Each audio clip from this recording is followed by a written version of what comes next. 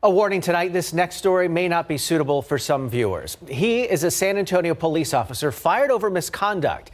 It's connected to a violent off-duty incident involving his former fiancée. Is it really? Her nose is broken. She's got big, freaking purple marks on the side of her neck where his fingers were. Now, a year later, Officer Justin Ayers may get his job back. As Dylan Collier reports tonight, his arbitration played out as a new study from the University of Chicago Law School finds that law enforcement departments given the right to unionize saw a sharp increase in violent incidents by officers. It's tonight's Defenders investigation.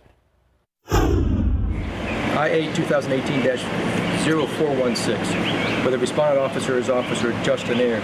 This internal affairs video recorded last summer is not what you would call routine. San Antonio police officer Justin Ayers is in the gray shirt, and his defense attorney is to his left, dressed like he's about to board a flight to Hawaii. But this is far from a vacation for anyone involved. Weeks earlier, after a night of heavy drinking, Ayers was accused of beating his then fiancée at their far north side apartment, fracturing the woman's orbital and sinus wall so badly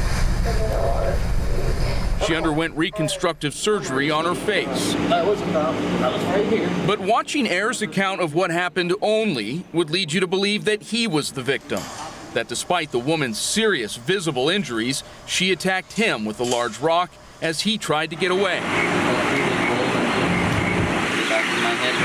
After the district attorney's office last fall declined to indict Ayers, he moved a step closer to winning back his job, exercising his union-backed right to take his case before a third-party arbitrator. If the punishment goes down, you expect the misconduct to go up. John Rappaport, an assistant professor of law, is part of a team at the University of Chicago Law School that studied the impact of labor unions on law enforcement misconduct. The conclusion of their research, alarming.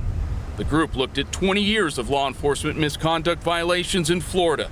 Why there? Because until 2003, in this state Supreme Court ruling, deputies could not unionize. The University of Chicago team found in the years after the ruling, violent incidents among sheriff's offices in Florida increased 40%.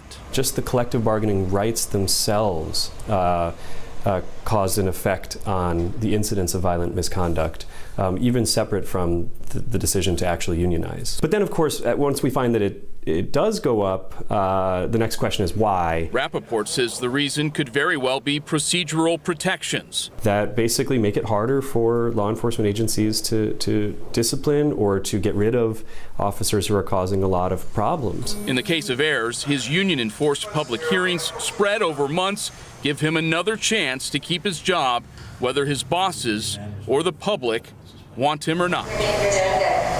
You're doing a good job. He's almost done. For the Defenders, Dylan Collier, KSAT 12 News.